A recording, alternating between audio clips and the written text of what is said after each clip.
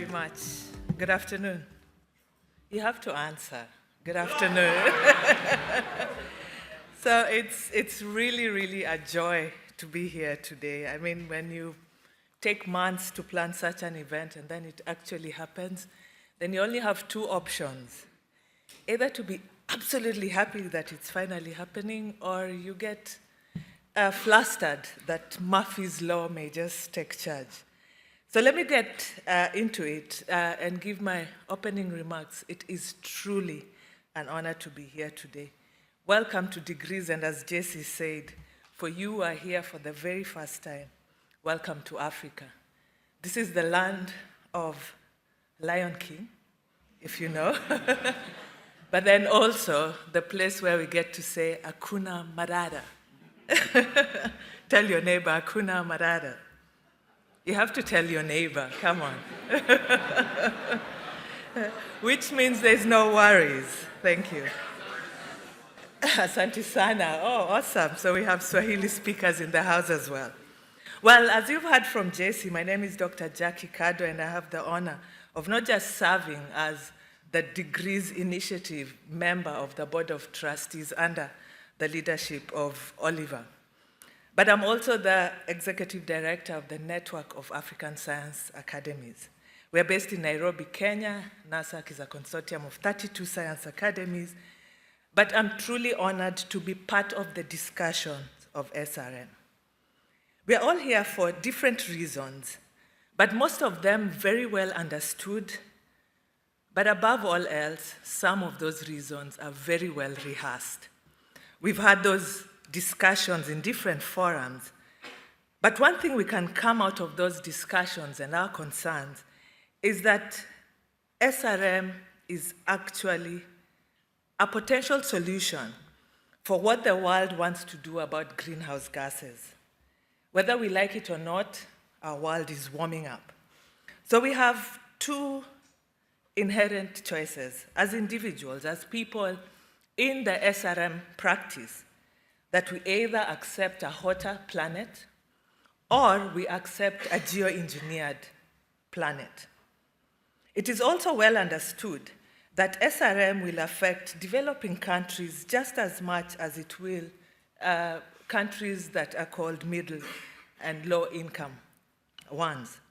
It is therefore not a preserve of the global north to discuss this issue, but it is also something that we think our continent and Africa and the global south must also have a say and stake at the table. The science of SRM is actually relevant for our countries.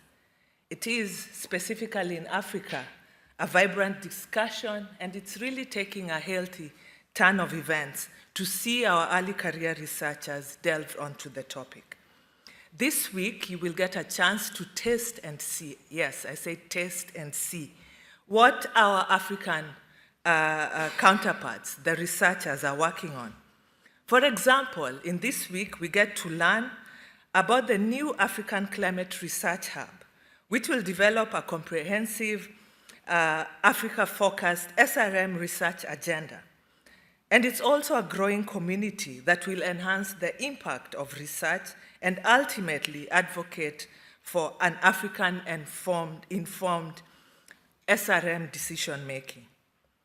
The latest of science on SRM also will be center stage, and we will include potential impacts of what we see as crop sustainability, and especially by the talk that will be given by Temitope Egbebiye, sorry for butchering your name, but on how different deployment types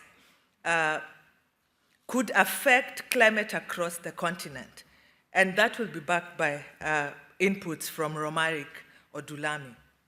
We'll also get to learn about the African perspectives on social issues like SRM and environmental equity by Nana Ama Brown Klutz, and the driving effect and how to drive effective governance on SRM in Ghana.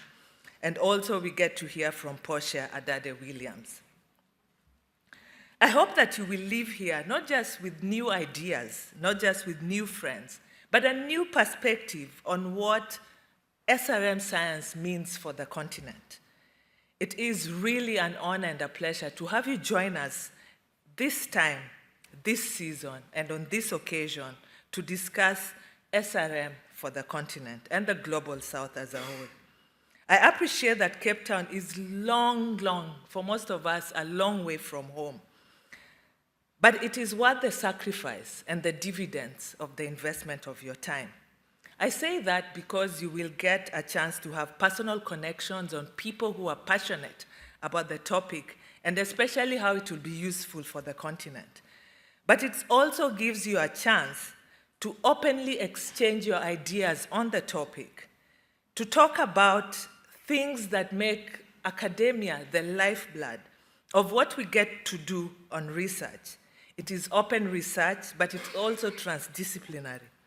I am proud indeed today to say that we have the largest SRM conference to date being held right here, and you're part of that history. So a round of applause for yourselves.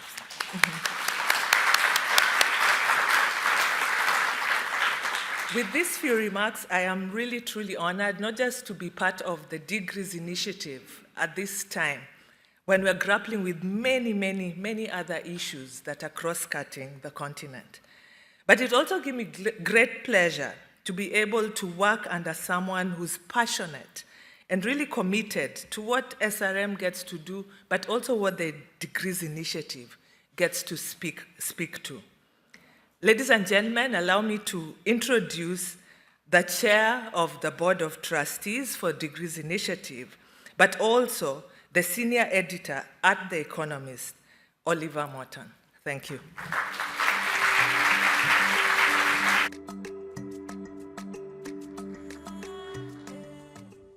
Thank you, Jackie. Thank you very much indeed. As Jackie said, I'm Oliver Morton. I have the honor of serving with her on the Degrees Initiative's Board of Trustees, and I'm its chair. And in that capacity, I reiterate a welcome to all of you. Thank you for coming to this global forum, and thank you for what you will do here. And as a mark of how special it is, this is probably the only day in my life when I have been the only man in the room wearing a tie. I'm that proud. A conference on this scale is not something we've done before, and it's not something we could have done alone. We have plenty of supporters and partners to thank, as well as magnificent attendees. At this point, I want to single out, I think there is possibly a slide that has nice little logos for them all, the LAD Climate Fund, the Quadrature Climate Foundation, GeoMIP, who really are part of the founders of this effort, the African Climate Research Hub.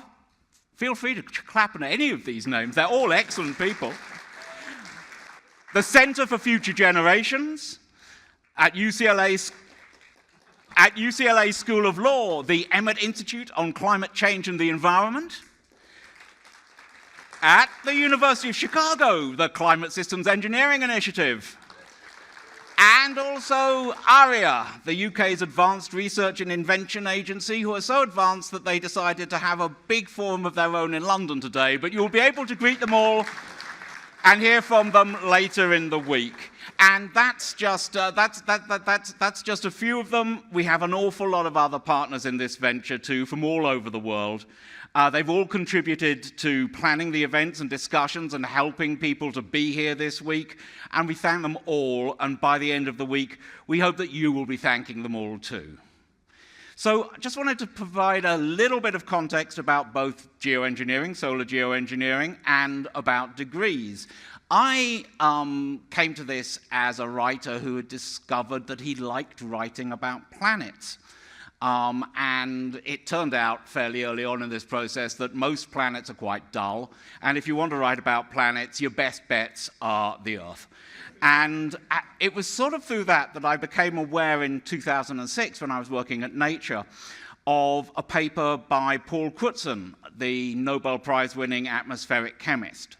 And in this paper, this famous paper of 2006, published in Climate Change, Paul suggested that deliberate solar geoengineering through stratospheric aerosols might be a response worth considering to the increased warming the world was going to see as sulfate pollution in the troposphere came under control.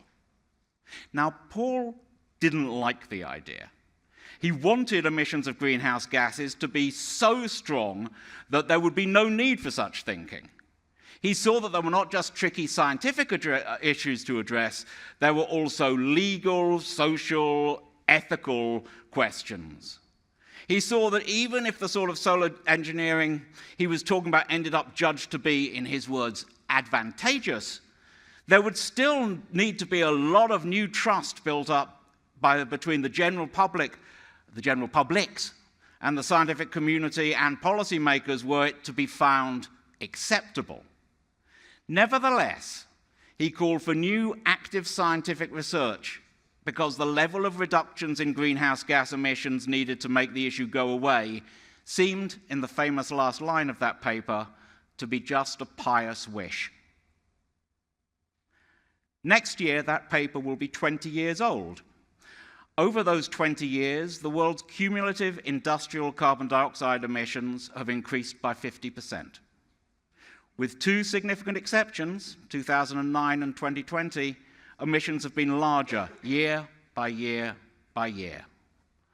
The Earth's average temperature has risen by just under half a degree Celsius over those 2 decades. The rate at which the temperature is rising has itself increased, at least in part because of the reduction in tropospheric air pollution that Paul Crutzen warned about. And all the while, international development has had a long way to go. Many of the world's people continue to have little or no access to electricity. Here in South Africa, that applies to more than 10% of the population. There have been technological revolutions as well over the past 20 years. The glass is not, oh, glass, I'll have a glass of water. The glass is not only, the glass is empty in some ways, half full in others. There have been revolutions in energy production, particularly solar, but also other renewables, and energy storage. And as a result of that, there's no real doubt that decarbonization is technically possible and also fundamentally necessary. But the idea that it's going to happen quickly, so quickly as to remove any need to think about other approaches, still remains, in Paul's words, a pious wish. Some context now on degrees. In 2009, to a significant degree as a result of Crutzen's paper, the Royal Society published a study called Geoengineering the Climate. That study was chaired rather brilliantly by John Shepherd, an oceanographer of rare distinction in his achievements, in his clarity of thinking, and in his ability to get things done. That study carried within it the realization that the global south needed not just to be aware. You're worried about the water, aren't you, Jesse? Okay, that's very, very wise. I was going to use it as a prop about catastrophes, but obviously my colleagues don't trust me to extemporize in such a way. As I was saying, the global south needed to be, not just to be aware of the idea of solar geoengineering, it needed to be actively involved in its discussion and in creating the knowledge on which that discussion needed to rest. Those ideas shaped a new organization, the Solar Radiation Management Governance Initiative, or SRMGI, that was chaired by John Shepherd and was a joint initiative of the Royal Society, TWAS, then known as the Third World Academy of Sciences, and the Environmental Defense Fund, an American NGO. In 2018, SRMGI created a fund devoted to furthering climate modeling approaches to solar geoengineering in developing countries. It was called the Degrees Modeling Fund. We liked the name so much that in 2021, what had been SRMGI became the Degrees Initiative, severing its links, that sounds rather harsh, but ending its direct association with its lovely parent organizations and becoming a UK-based charity, the Degrees Initiative. We expanded the operations of the Modeling Fund. We began funding other sorts of research through a new socio-political fund. We started work aimed at helping researchers engage with policymakers and other stakeholders. We're now involved in facilitating research in 22 countries around the world, and it is wonderful to see so many of our researchers here. In 2022, our founding chair, John Shepherd, chose to retire, and in 2023, we lost another of our trustees, the great Salim Hook, who we will be speaking about more later on in the conference. But we've continued to grow, and this year we are very happy indeed to have been the catalyst for this conference, the biggest of its type ever seen. You may have heard that already. That said, there are many more glasses to fill. So lastly, a little context on this forum. We know that it's going to be a place where you will share, discuss, and criticize new research. We hope it will be a place where you will be exposed to new insights and perspectives. And we are relying on all of you to use it as an opportunity to make connections.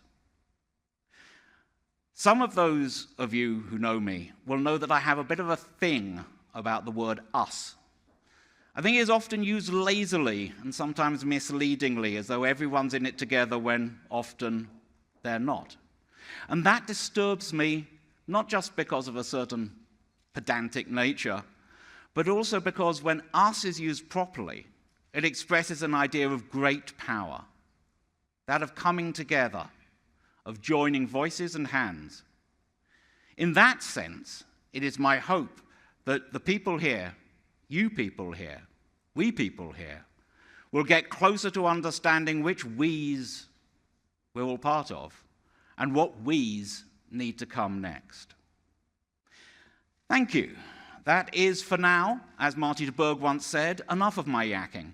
I now want to hand the stage to our opening plenary speakers, Thelma, Krug, and Pascal Lamy.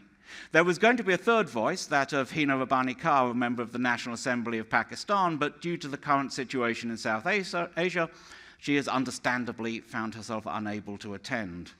Her presentation, and even more so her presence, are sorely missed, but the remaining speakers have more than every call on your attention. Thelma Krug is a global authority on forests and climate change, remote Earth observation, greenhouse gas emissions, more or less anything that you would want to know about the interaction between the green stuff of the planet and the air above it.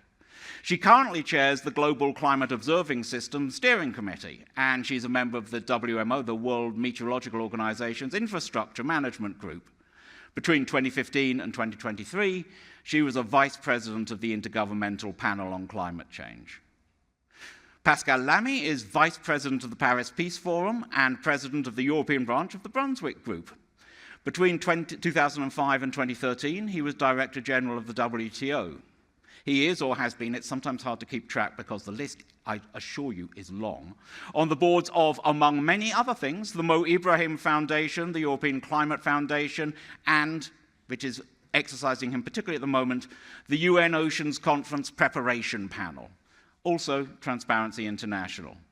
In 2023, the Overshoot Commission, which he chaired, produced a deeply important report on facing up to the fact that the world would be, at some point fairly soon, above 1.5 degrees Celsius. In 2023, they made the bold prediction that there was an 80% chance that between 2024 and 2028, the world would have a year which it spent above 1.5 degrees Celsius. Right first time. Pascal will be speaking to us second. Thelma will be speaking to us first. They'll make some remarks about why this is the time for the conversations we're going to be having over the next week. Then they and I will talk over some of the issues they raised. And finally, we will hope to take some questions from you. After all that, there will be a drinks reception in the hotel opposite, and you won't be able to get in unless you can say what the last words that Thelma said on the panel were. So, for now, let me introduce you Thelma Krug.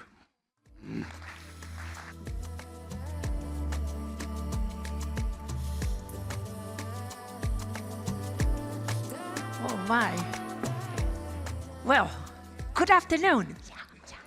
Woo! It's a good start. It's really nice to be here. Where is Andy? Andy? Oh, great. When was Bellagio's meeting? 2023? 22, my goodness, I'm getting old. In 2022, we had a meeting in Bellagio, essentially with developing countries, where the theme was bringing developing countries as the core for SRM. So this meeting here, to me, represents moving from words to action. Most of the time, this is very difficult to happen, right? Words, words, word, action, action, action is questionable. So I'm very happy to see that we see from Latin America, where I come from Africa, from Asia, many projects that have been initiated. And the reason why I see this being important is the fact that at this meeting, we have not only scientists and researchers and people interested in SRM, but we have legislators who might at some point in time understand the importance of having governance issues being addressed. I think the governance has been, one of the issues that we have been talking and talking and talking and finding it extremely difficult to negotiate. So, are we going to, wait until we have an international governance? Or should we start at regional level? Or maybe even at regional level, that's going to be difficult. So why don't we start even at local level? Why did I get engaged with SRM? I am not a scientist on that specific topic. But I was in the IPCC from 2002 until 2023, 3 cycles. And I saw the continuous evolution of the assessment of the IPCC in this specific topic, that then went across the working groups, from physical science to impacts, adaptation, and vulnerabilities, and also from the mitigation working group. So increasingly, we are understanding better the benefits, but also the impacts, potential impacts of SRM implementation. But at some point, I think that I was picking up some elements. And I must say, despite the fact that I have been in the IPCC for so long, I am critical of it today. And for those of you who knew that I was a candidate to the chairmanship of the IPCC, know that I was very clear in saying that the IPCC was not producing timely scientific information for policymakers. So when we say that SRM is going to be contemplated in this cycle, when is the next report coming on? 4 years from now? It's too late. We need to have continuous, information on issues that are evolving through time. So if we think about the last assessment of the IPCC, in particular on this issue on Working Group 2, impacts, vulnerability, and adaptation, maybe the cutoff date of the literature assessment was 2020. If we see what happened from 2019 until 2023, we have more than 1,100 scientific pieces of studies that have been carried out on this issue. So it is evolving very quickly, and it's extremely important to understand. So, but several issues from the IPCC report caught my attention, and that was what generated my being studying quite deeply on this. But my main fear was that my government would call me at some point and say, hey, what the hell is this SRM thing that people are talking about? And especially, what are the implications of SRM in our country? And I would say, oh, sorry. And in Brazil, we didn't have anyone. I was saying this morning, in our session that Inês, where is Inês? Yeah, Inês was the queen. You lost the throne. Because Inês, for many years, was the only person or the only researcher in Latin America doing SRM. And today I was so happy to see 11 presentations, 11, which is really a nice signal that people are trying to understand better the implications of this technology. You know, this portfolio, as a matter of fact, there is not one SRM. It's a portfolio of potential things that you can implement.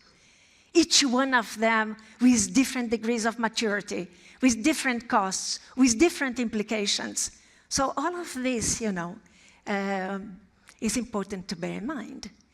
So up to now, we have been doing a lot in terms of using models to try to represent the potential impacts of SRM. And in particular, all the models are concentrating basically on stratospheric aerosol injection, SAI, because of the analogy that we have of the cooling from very impactful volcanoes. And then you know that if it's really a big volcano eruption, you would have a good cooling of some degrees or half degrees or something like that, or even more, for a couple of years. So analogy with that led people to start saying, well, we have this analogy, so it's pretty good.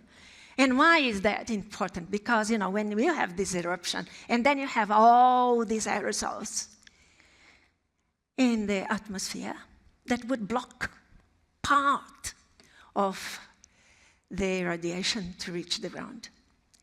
So that was a good thing. However, SAI, as we call it, stratospheric aerosol injection, is quite impactful in the sense that once you started, and people thought that it would take 10 years from now, and most of the discussions were based, well, we don't have airplanes ready for that.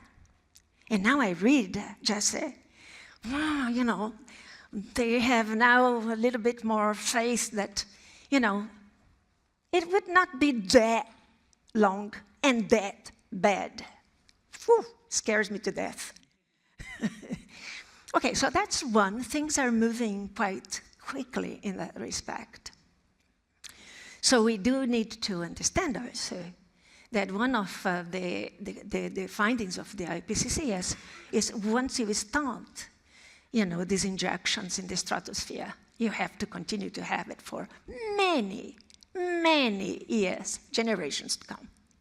And if you stop it, what we call the termination shock, then you could have even higher warming than you had before you started.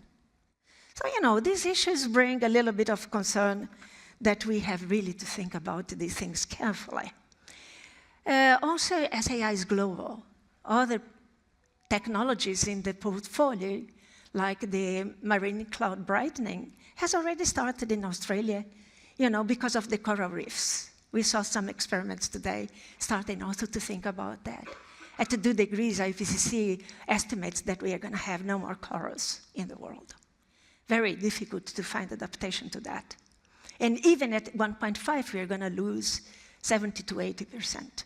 So big biodiversity loss, including, you know, with the corals. So I'm going to say some of the things that called my attention when I was, you know, in the last assessment report of the IPCC. And one thing that caught my attention was, besides the several issues, was that SRM contrasts with climate change mitigation activities, such as emission reductions and carbon dioxide removal. Mind you, CDR, carbon dioxide removal, and SRM were jointly called geoengineering. And then IPCC decided to split, because one is mitigation, the other is not. But anyway, so all these issues, so SRM introduces a mask to climate change problem.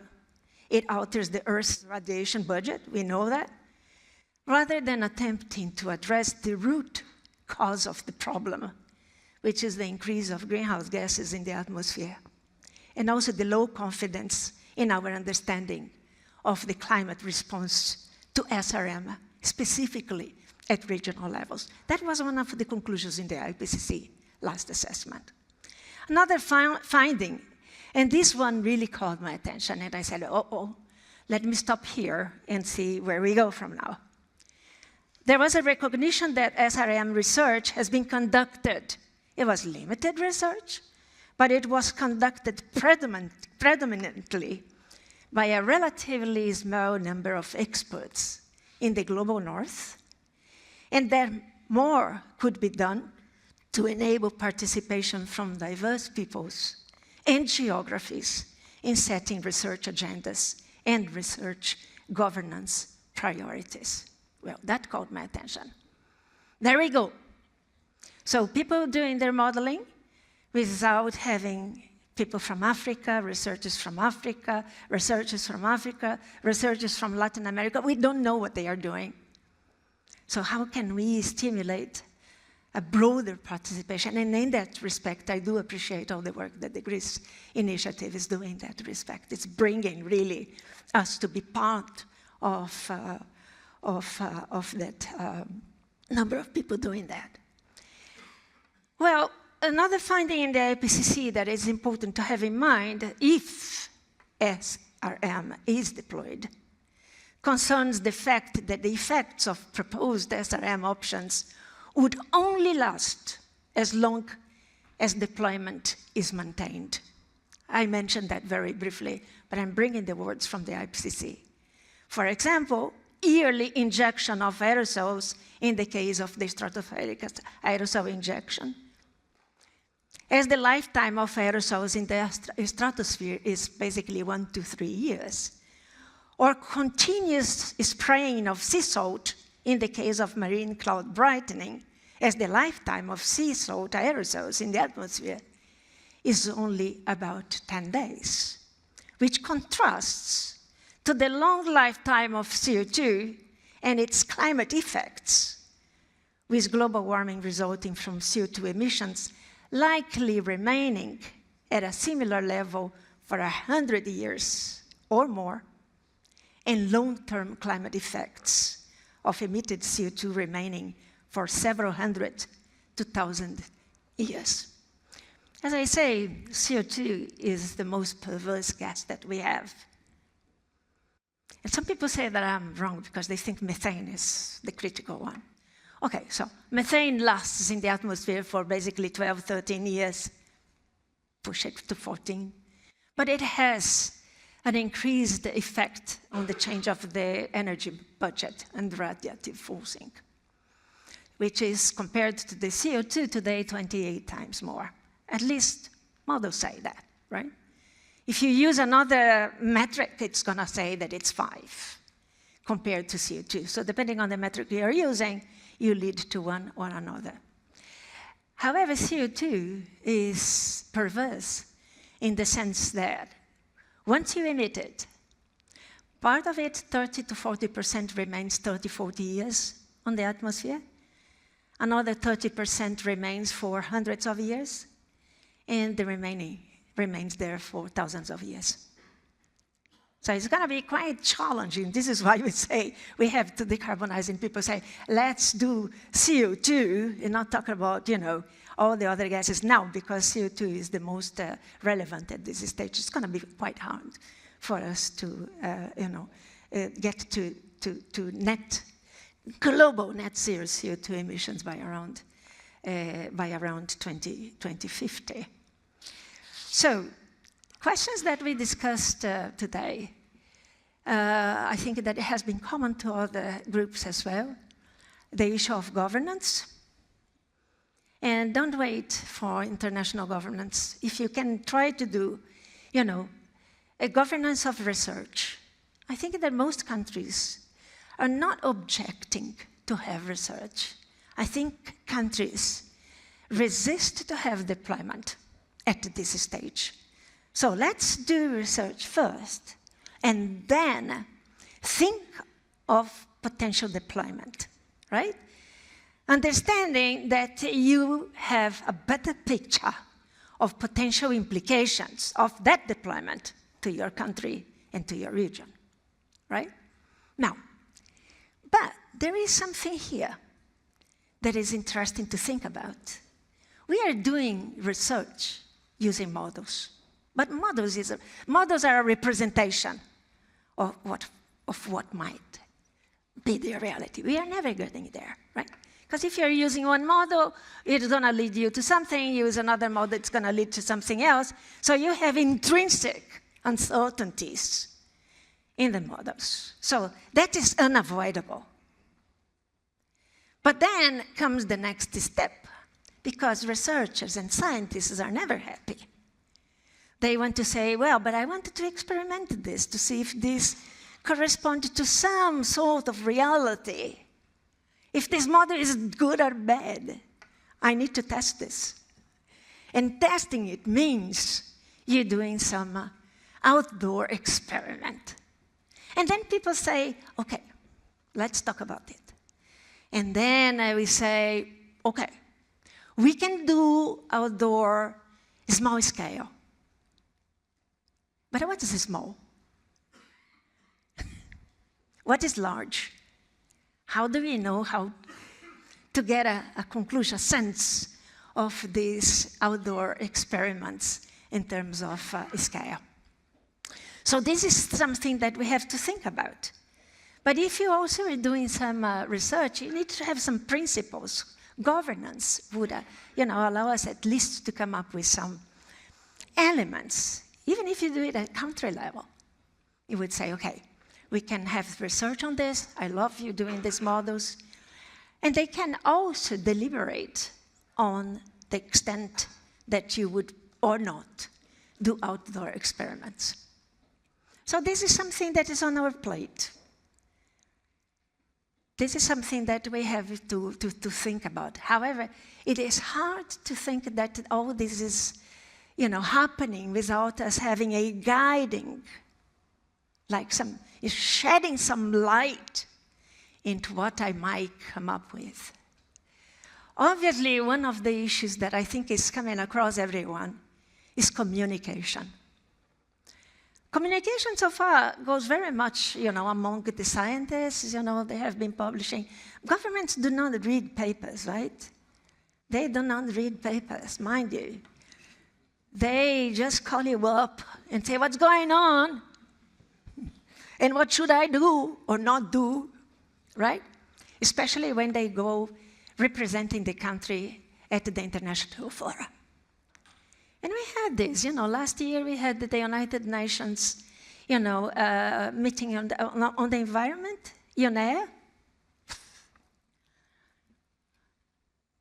The topic was there, not agreed. Mind you, United Nations is very good because it's international, it doesn't leave anyone behind. On the other hand, it complicates matters somehow because of the consensus, right? So you need to have consensus. And if you don't have consensus with, I don't know how many countries in the Climate Change Conventions, 195. So when we bring some issues on the board of this international forum, we need to make sure that these people understand what we are talking about. And not necessarily that comes true, because scientists want to, I want action. I know what's going to happen, but you don't act. But people are not, let's say, ready sometimes to act. They need to understand better. So we need to be, they have their own pace. So we have to be patient, build up communication until it reaches the level where the public, in general, is informed, that they know the benefits as well as the risks. So obviously, in anything, there is always something that's good and something that is bad. But knowing exactly that, and knowing from science that is being developed at the country level or at the region level, I think it gives more confidence that your wording is going to be more relevant to them. Because they would say, where is this information coming from? Global North. Forget it. Forget it. I was not there, you're not there. Does that apply to our country? How much of the crop is going to be affected by that? How much of our ecosystems are going to be affected? Just say, I'm out of my time. I'm always out of my time. Because this is the passion. scientists and people in general, they have to be passionate. Passionate for what they do, because their words have an effect. So I am passionate by many things. SRM is just one of the things that I have a passion to understand better, a passion to look forward for it not having to be deployed. Really looking forward that countries do ambitious mitigation that will allow us not to think about it, but have it, in the backstage. Put it there, it's there. But I am very hopeful that at some point, governments at all levels are going to be aware that they need to do much more than what they are doing. Not to say they are not doing, they are doing. 10 years of Paris Accord has meant a lot, it has evolved, but it needs to be more, much more. And if they do, maybe SRM is going to be something of the past. But that's good. Thank you so much.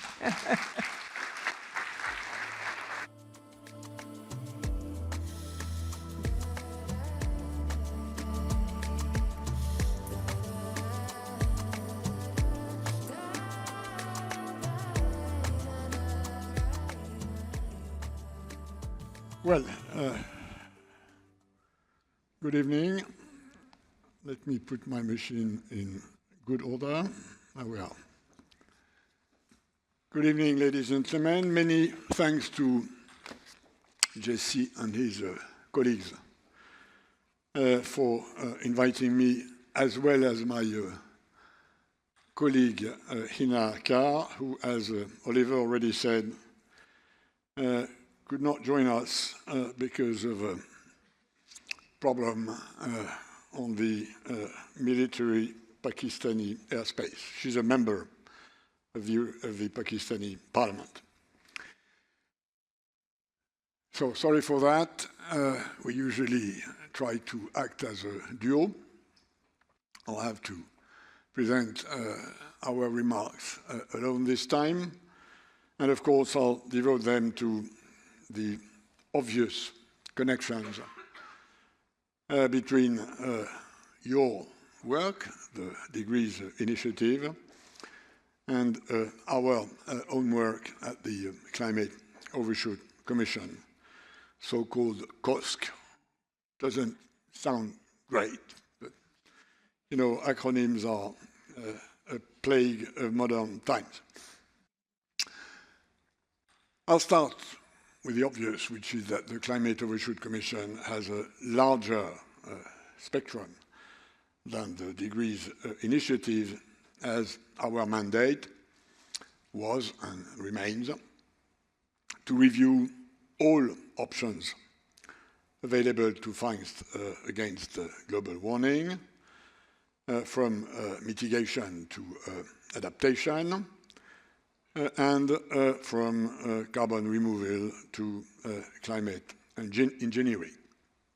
Hence, the thrust of our 50 recommendations, which were published in our report, and which fit into what we call this CARE agenda, C-A-R-E, C for cutting emissions, starting point, the unavoidable first option, A for adaptation, R for carbon removal, and E for exploring climate engineering, mostly focused, as you do it, on SRM.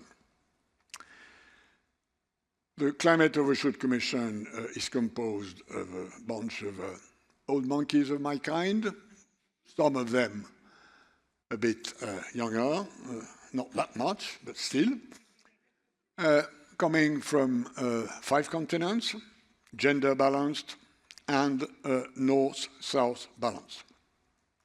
And when I composed the Climate Overshoot Commission, I made it a principle that this body should be equal north and south, and it was, in fact, the first global body devoted to climate issues, which was totally north-south balanced. Now, of course, as we know, the Degrees initiative in this forum is sort of more south-focused, with the idea that we need a larger input from developing countries. When I composed the Commission, I wanted it to be parity north-south for equity reasons. If I had to compose it today, I'm happy to say that I would not put it balanced north-south for equity reasons, but simply because in the meantime, the research capacity of developing countries is now large and widely recognized. And this is one of the big differences in the SRM ecosystem between the moment we started this endeavor, or started thinking about this endeavor, which was 3.5 years ago, and now. I think this is something I really want to acknowledge and recognize today. The other thing we have in common, of course, is that our work and your work is about fostering open exchanges on topics which were previously considered as, in many ways, too challenging politically, morally, ethically, economically, to be discussed, including SRM. So where are we in the Climate Overshoot Commission on this issue? As could be expected, our discussion on SRM were long, complex, sometimes nearly heated, because the members of the Commission started from very different viewpoints. After a 1.5 years of deliberations on this issue as well as on the other ones, but mitigation, adaptation, even carbon removal were understandably less controversial. Yet, after this 18 months, we landed in a consensus which represents a sort of a diplomatic center of gravity meant to offer a starting point for broader international discussions. What are the core tenets of this consensus? For the sake of brevity, I will only mention 4 of them.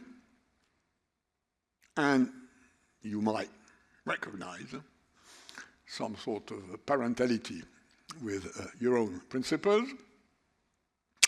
Number 1, it would be imprudent, risky, not to investigate SRM, as it could complement existing approaches to reduce climate harm, help delay very severe impacts, or even counteract feedback loops. Number 2, that being said, we need to reiterate at each step that SRM is not a substitute for urgent emission reductions adaptation and should never be considered as such. Thelma, you will recognize very much of our discussions.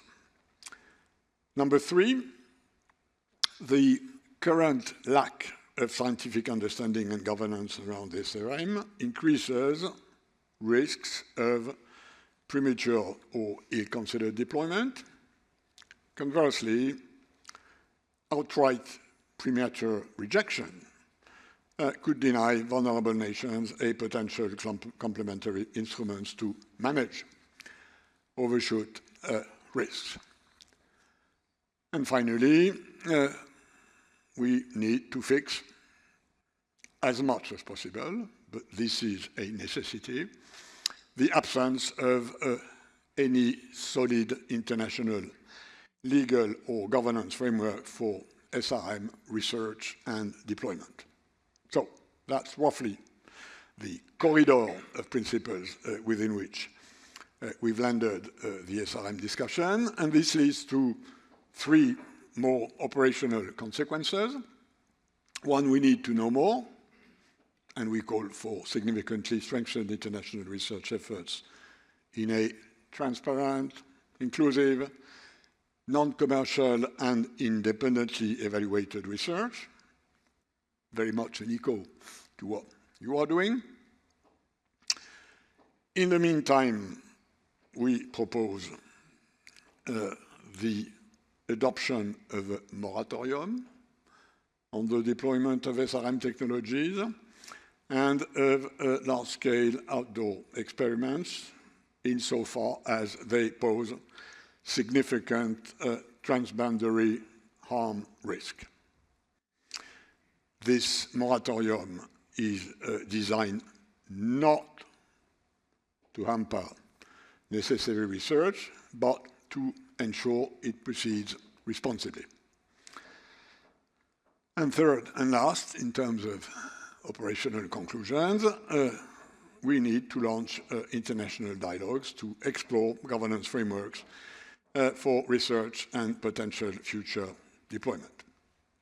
So, our core proposal is to catalyze SRM governance with this moratorium by mobilizing a sort of a first mover coalition,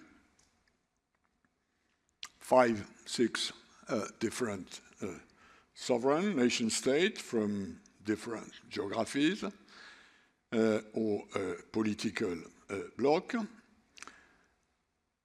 These first small group would take a unilaterally balanced public stance on SRM, benefiting from the exploratory work we have done and the overall balance we have found, which is detailed in the COSC report.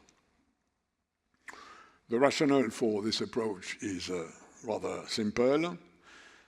An immediate universal agreement would be totally unrealistic. Any sort of negotiation in a very open space would be doomed to fail, and we've heard that this afternoon, again, so to say. And we should rather anchor discussions in a balanced position, supported by a diverse group, which would help discouraging extreme stances, either pro or con. So what we are advising is a sort of small coalition of the willing strategy. The idea being that if we succeed in this, then the question for other sovereigns, and as you know, there's quite a lot of that in the UN system, would be, what's your stance? So the political reasoning is you put something on the table that creates a debate in conditions which takes place on the platform you have created. So you frame what you believe is a reasonable position, and then people have to react to that. So this is where we are going. Of course, there is an obvious connection with the degrees initiatives and your forum mission in building capacity for SRM research in the Global South. And we are, with my colleagues, members of the Commission and the small secretariat we have, which is within the Paris Peace Forum, we are now actively working to try and identify governments and partners which would be the best position to engage in this effort, particularly those who want to champion the needs and concerns of the global South.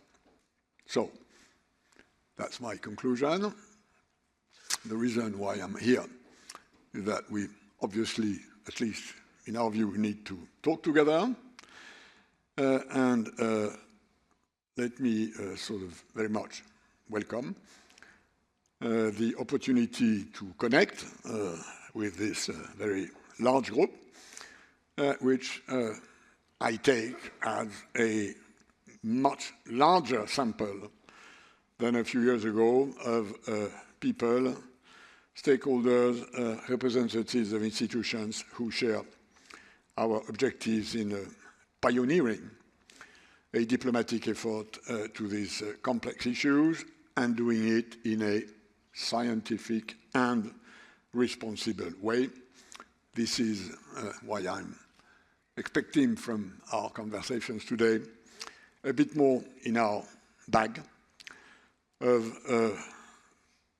possible modalities for this proposed moratorium. Many thanks for your attention.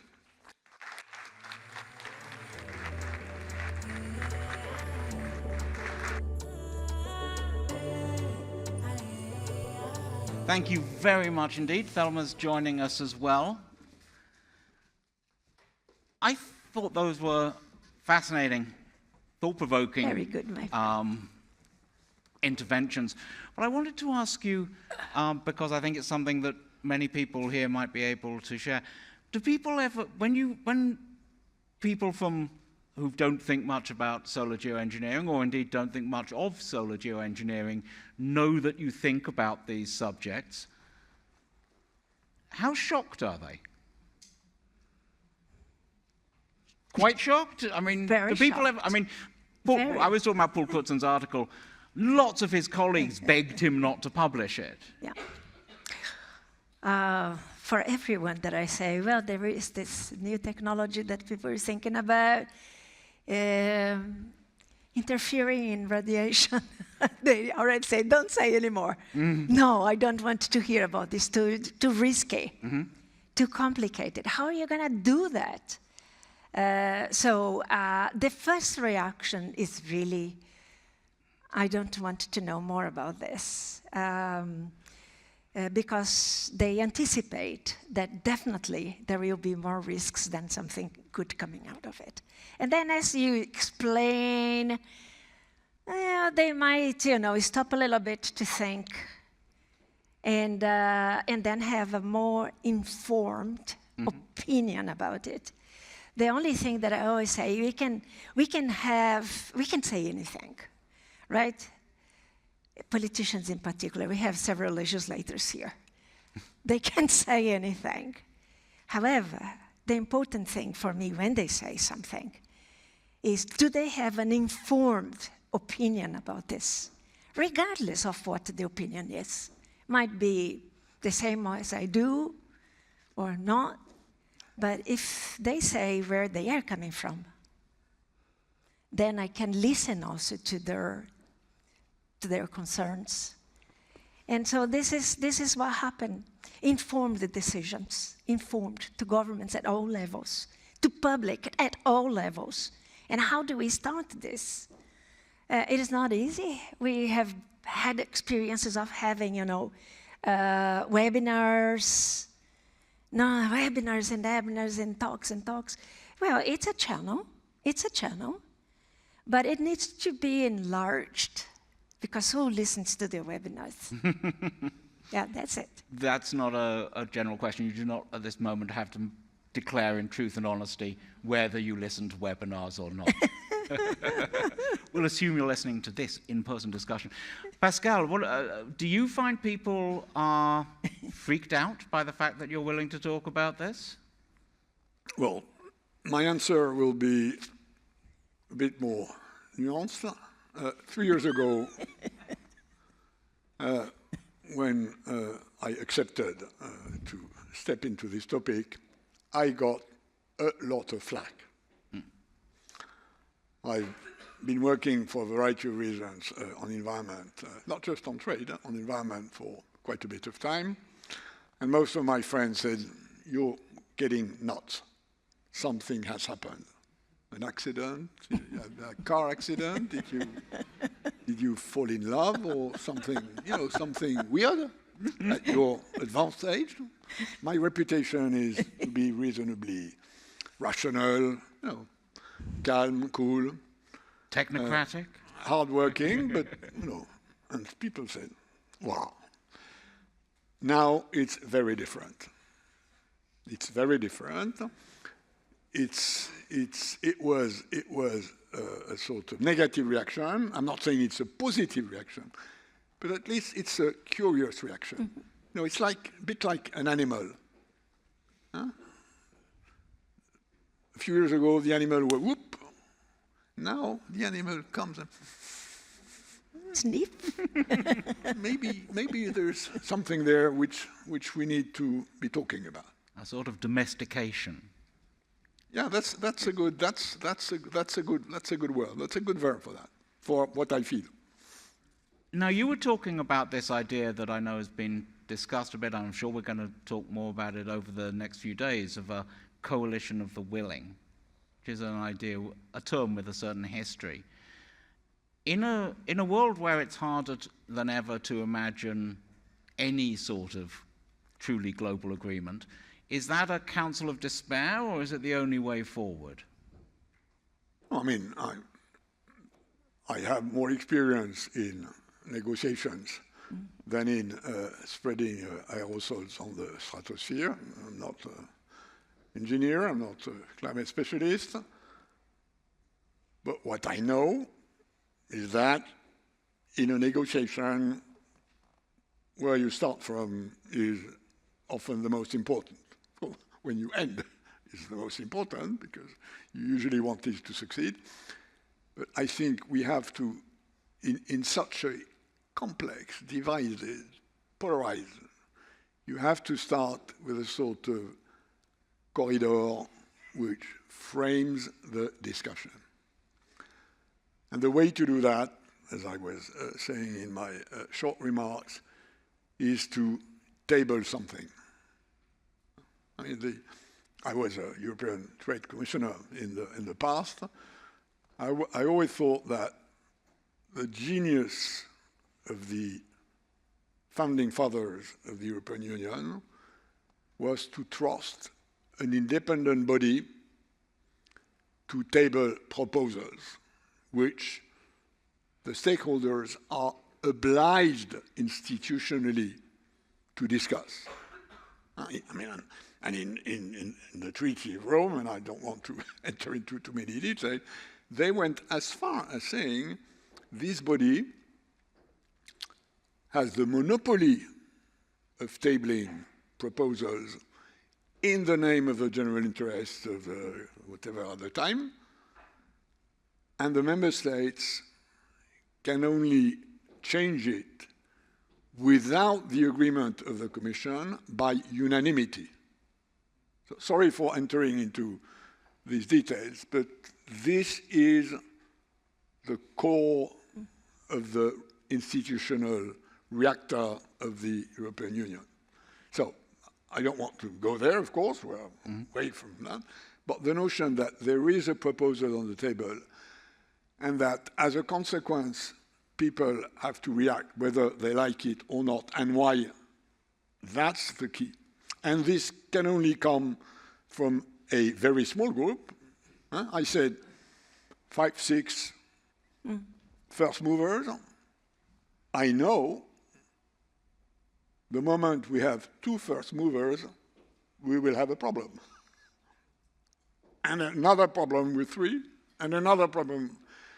But I think these problems, if we construct this properly, with a sort of affectio societatis between these people, this will be solved. So it has to start with a small group, not least because deciding to enter in a moratorium is easy. It's how you exit the moratorium, which is the real difficulty, and this necessitates to enter into a discussion on conditions, Now, of course, we've been playing with that, and please help us playing with that, because we need ideas. I mean, you have a few ways to do that. You can say, well, we enter into a moratorium because of this, and this, and in 5 years from now, we will review it to check whether blank, blank, blank, blank. That's a sort of first way to start accommodating with the difficulty. But it's going to be difficult because it's a very complex issue. Thelma, do you think then this need for having someone to put something on the table, do you think that's an implicit criticism of what the IPCC has been doing for the last 15 years? No, it's not a criticism to the IPCC. It's to those that do not take into account the science that is on the table of the IPCC. So I must say, every 6-7 years you have these 10,000 pages. Governments do not read them, obviously, but they do read and they do participate in the approval of the summary for policymakers, right? Which is a summary of normally 3,000 pages for each working group, right? So they're there, line by line, sentence by sentence, taking a week to approve this. So they know about the science. Okay, so that's in the IPCC Scientific Forum. But now, then you go to the political forum, and then it seems like you erase all this that you have approved, and fear some wording as well. You know, how long did it take for IPCC to put in the summary for policymakers the word phase down of fossil fuels? It took years. And they have a full chapter on energy systems and everything, decarbonization. Years for you to realize that that word needs to be there. And not as phase out, as phase down, right? Okay, so I do agree with Pascal in the terms of the coalition. However, coalition is also difficult, Pascal, because if I think about it, in this particular issue of SRM, you need to ensure that any discussion on this ensures equity and ensures inclusivity. So you have to bring at least big players from places that are more knowledgeable. And I must say, you know, in Europe, you are much more advanced than we are here in the Global South. It's a reality. Maybe in a couple of years, it's going to be different. I hope so. So the coalition is important because you don't get to negotiations if you don't call your friends and say, listen, I'm proposing this. Are you with me?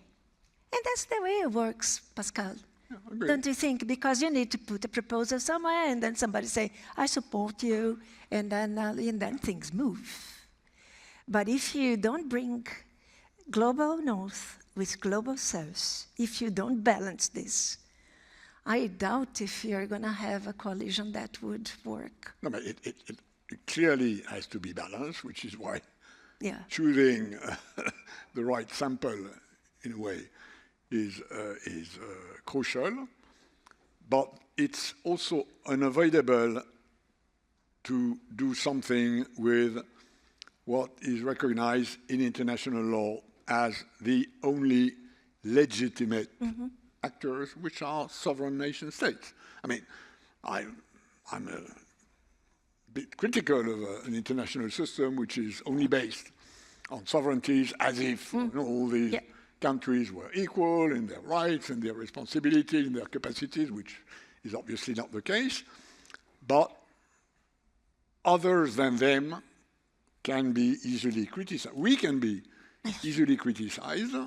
Which we is that? I mean, the Climate Overshoot Commission, you know, I met with people, they know, who are you? Who are you to put these things on the table? I don't know, we are serious people. So what? So, I mean, there is a, if you want to trigger something serious, you have, in the Westphalian system we live in since 1640, which in my view is a bit outdated, but that's where we are, we have to involve sovereigns. Otherwise, it's not serious. And I'm spending most of my time working with NGOs and not government for the last 15 years of my life, and I'm a big believer, and we created the Paris Peace Forum to renovate international cooperations with other than, at least with some other than diplomats, because diplomats obviously have a hard time moving forward. They've been moving backwards for the last 25 years. So I think we need another approach, but still we cannot do without them. Yeah. But if I might, Morton, just, but Pascal, you know how long it took for the Commission to agree to that report, as you already mentioned. It took quite a while, because it was such a diverse number of people with completely different backgrounds. So it took discussions, inputs from scientific advisors, that some of them understood better than others or quicker than others. So every time we think about a collision, about something that will generate something, we think, how long does it take to mature a common understanding of that? Even if they have said, I'm fine with this. I'm not going to be so reactive because I think it's okay. I can live up with that. So it is not easy when we talk about collisions. But how in yourself do you balance the obvious need for patience? You both mentioned patience in your remarks, and the urgency that you get from seeing 3 billion tons of carbon dioxide equivalent a month going into the atmosphere? Things have to come together, I think. Because, okay, I understand you have a climate urgency, but if people do not, if you don't have the patience, especially in the United Nations world, right? Where you have to come by consensus, right? So you have to be patient enough, but quick enough to try to disseminate the word. So urgency is urgent, right? By the proper word. But if you don't have people that trust that you were saying what they now can accept or think, or especially on SRM, let's say, if they don't trust you, words, they might come from scientists, but if they don't trust you, and that's interesting, for instance, how Brazil, if you allow me to give an example, right? Sure. So Brazil needed to think about SRM at some point. So calls me, and I give my opinion that comes from the IPCC, right? So I say, this is it, and from many publications. And the report from the Commission is also one of my references. Read that, because it's more comprehensive. What I like about the report is that it brings mitigation, adaptation, CDR, SRM, it brings everything on the plate. And I think that is interesting then, in isolation, thinking about something. I think SRM has to be, has to be within a context. In isolation, I don't think that it's going to work. And this is why people get frightened.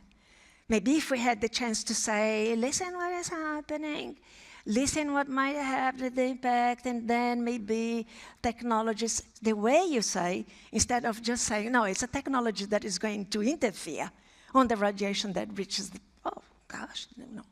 So that comes to your first question as well. So I think that it's urgent, but if we are not patient enough to educate, to bring the elements, so that there is a minimum trust that what you're talking has some relevance, I would say that's it. It Pascal, has to come both. What's your calculus of patience and urgency? I'm not a scientific person. And the answer to how long do we need to properly research is in the hands of researchers. What is in the hands of other than researchers is when a bunch of recognized researchers coming from various horizons. And I totally agree with Thelma, which are people we can trust. They're not financed by whatever obscure interests. If we bring this moment, it will be up to politicians to decide whether or not we jump. And that's the obvious scientific argument. On the other side, you're absolutely right. If that comes with a lot of time, it will be too late. Yes, yeah. Simply too late. And the too late equation has to be somewhere in our mind. We don't have that much time, in my view, at least, if I listen to people like Thelma and others who know what they're talking about. So it's a conundrum, and as usual, in this sort of collective big challenge, it's a political decision that will have to balance the pros and cons. And this political decision can be taken by various sort of legitimizing systems. And obviously, the legitimizing system in China will not be the same as the one in Brazil. Okay, fine. But that's where we are. Okay, before we run out of time in other ways, I'm going to ask for some questions from the audience. I'm going to take, yes, back there, you sir, white, light-colored hat. Yes, there you go. I think it'd be nice if you got a mic. Yes. Yeah, that would be great for all people. I believe there are mics that are available to you.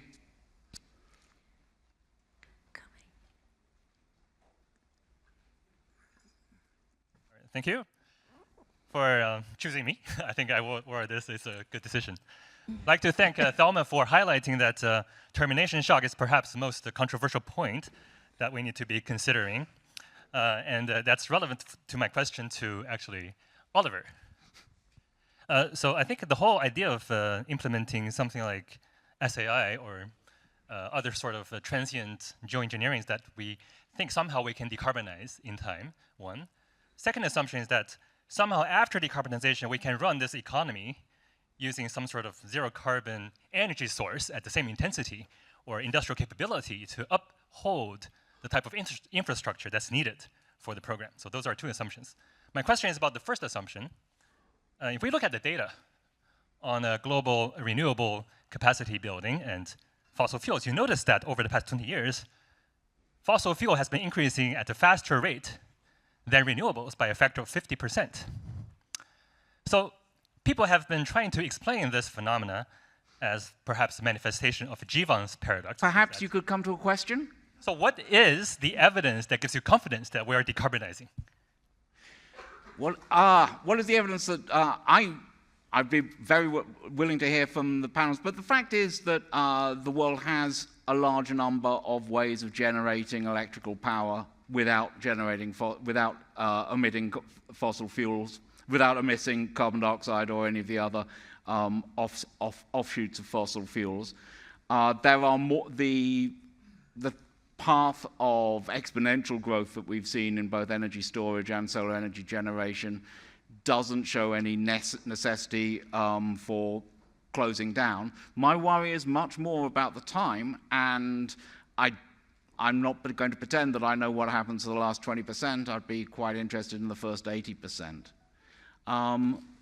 Anything? No, let's have more questions. Yes, let's have some more questions. Down there, yes. Yes, you. Thank you all. So I'm actually teaching a course next fall about climate overshoot. So I'm going to have a room full of impressionable master students from a course, the Earth Sciences. What would you hope they get out of a course like that they take with them for their career? Maybe do something differently than someone would have done 10 years ago without having this conversation started? I'll take another one. Yes, there. Yes, what would be your recommendation to prevent that authoritarian regimes just deploy SRM without listening to all of us. And one more from down the front here. Dennis Garrity, Healthy Planet Action Coalition. Monsieur Lamy, I am very encouraged by your pursuing a conversation with countries to develop a coalition of the willing. I think this is a tremendous effort and very, very important. The Healthy Planet Action Coalition has also been actively pursuing a high-level A question, please. Yes, and we'd like to know if you're pursuing your efforts at the heads of state level, which we are doing, and could we combine our efforts? Could we support you in the development of this coalition? Thank you. Okay, that's a good round to get us started. And Pascal, are you talking with heads of state? Very simply, on the first question, SRM does not decarbonize. That's a given. You have to decarbonize. So it's never going to be a substitute. Second, the reason why we don't decarbonize the way we should is very simple. We have entrenched in our economic and political system, fossil fuels are entrenched. And as long as the theoretical solution, which is to have a properly pricing carbon externalities worldwide, that's the solution. We know what the solution is. The moment you have that, fossil fuel industry has lost the game. The problem is that we don't have that, and the reasons we don't have that are quite fundamental, and they have to do with the fact that in today's world, climate governance is the weakest we have among many other international institutions or agreements. We did a great thing in Paris 10 years ago in saying we all will go to zero carbon, but that's the only agreement. The rest is based on nationally determined contributions, whereas the very principle of any international governance system is based on multilaterally determined contributions. And the moment you don't have multilaterally determined contribution, you have a very weak global governance. And this is why we are stuck, in a way, in this heavy fire and money political fight with the fossil fuel industry. On the overshoot, when we started the Commission, one of our first discussions was, what should we say about overshoot? If we say we are going to overshoot, then we are going to be accused of pleading that we've lost this game and that this is not a conversation anymore today. I deeply regret it. I think we all agree that this is deeply regrettable, but that's where we are. On the ungoverned deployment case, I think the fundamental argument is risks. There is a risk, and we do not properly know this risk in deployments that have a certain, and you mentioned this in your remark, Thelma, what is a small deployment, what is a large deployment? Is a small deployment definition a not risky deployment? Fine, okay. Let's call a small deployment a non-risky deployment. What is a non-risky deployment as opposed to a risky deployment? So this is where we are, and this is the key. And about combining efforts to create this first movers coalition, of course. The more we will be to brainstorm about what the proper candidates would be, and the more we brainstorm on what we put on the table for their consideration, the better it will be. We don't have much time now. We, in the Paris Peace Forum and in the Climate Overshoot Commission, want to try to do this, to have these first movers sometime at the end of 2025. Thelma, Maybe a what do you bit short, but that's the intention. Can I come back on, particularly on the question over there about the unitary mover, the unilateral mover? Yeah, well, recommendation. I mean, powerful people that have lots of money, they just don't want to know. They just want to show their power. The major worry that scientists have today on this issue is unilateral deployment. And because we don't have an international governance or anything, and some of these countries might not even be a member of the Biological Diversity Convention, for instance, which at a minimum has something there to prevent, things being done that would harm biodiversity. So that's the largest fear that we have presently. People with money that want to show power, that know absolutely anything about it, and don't even care. Okay, a couple of quick last questions, and you, please. Yes. Good question. So I know there are analogs in preventing deployment on things like nuclear non-proliferation. Are there any policy analogs for governing research in other areas of research? Not even that. Okay. Apparently the answer to that was a good question, because the answer was no. I think there may be a deeper discussion to go into about which things might be, but I think there's if you look at the chapter of the Climate Overshoot Commission devoted to SRM, you will find a series of principles where we suggest, how we suggest this research should be governed. So there are a few elements which we extracted from international law, including, of course, based on the precautionary principle, which is the one that really stands for the moment already in international law. And we had one last question there. Yes. Okay, thank you. My name is Ari Pratomo from the Climate Reality Project in Indonesia, and I work on a daily basis with the policymakers and also with the youth. My question is, how do we respond open space for more informed, inclusive, and also conversation on the SRM, particularly among young people and global South policymakers, without rushing forward normalization or silencing discussion out of fear? And for those who are in the civil society, what is our role in turning curiosity into critical engagement rather than passive in acceptance or political tokenism? Thank you. I missed the question. Can you perhaps give just the nub of the question? Just the top? I don't want you to. I don't. Sure. We are coming to the end. The question about communicating with young people without what?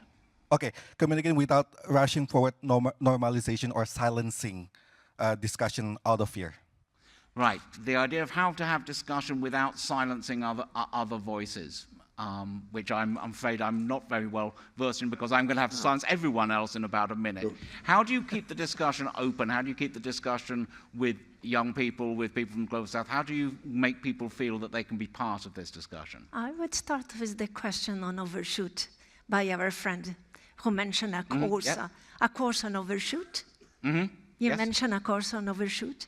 So I think the academy, the universities and so on, is a very nice place to start these discussions, because it raises awareness, right?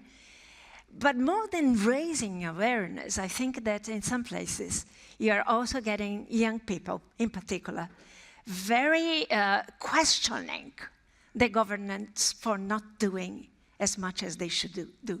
The climatic litigants, right? Which I think that now governments are starting to get to fear, that pressure, especially because some of these pledges by the young people, or got a positive response, and so the countries now have to respond to that, doing more than they were doing. So the academy is a very nice place to start with that. The overshoot, the only thing that I would say, it's like, for instance, the IPCC definition of overshoot is a little bit different from the definition, I think, that we gave of overshoot. So starting with definitions, what do we mean by that? By the IPCC overshoot is you temporarily going above a certain level of warming, but then bringing it back with time, okay? But if you go too above, you cannot get that. But anyway, that's the definition of the IPCC. Whereas for the Commission, I think overshoot was you go beyond a certain level of warming, and that's it. You don't think that you can, have efforts to bring it down. So I would start with definitions and implications of the definitions, because it does have. You may have faced that, some people say, oh, we go beyond 1.5, we are dead. Whereas this is not completely right.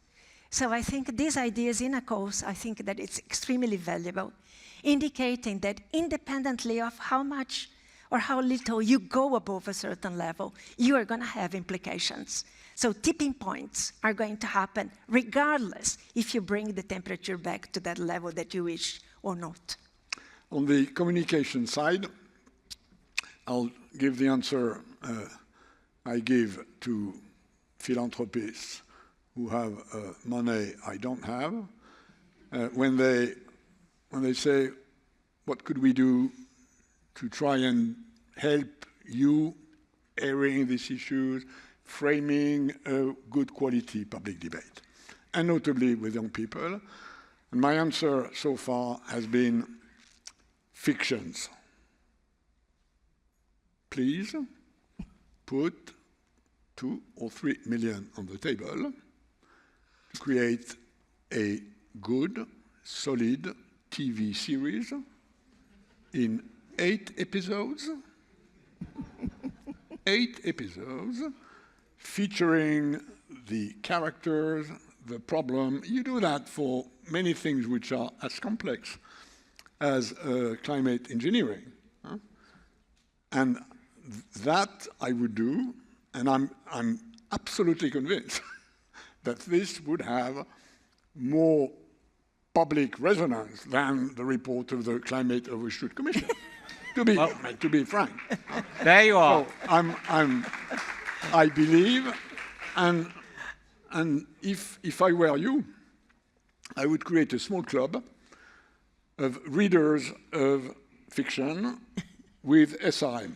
There are at least, to my knowledge, but I'm not properly informed because I don't speak Mandarin and hardly Spanish, and for sure not Swahili.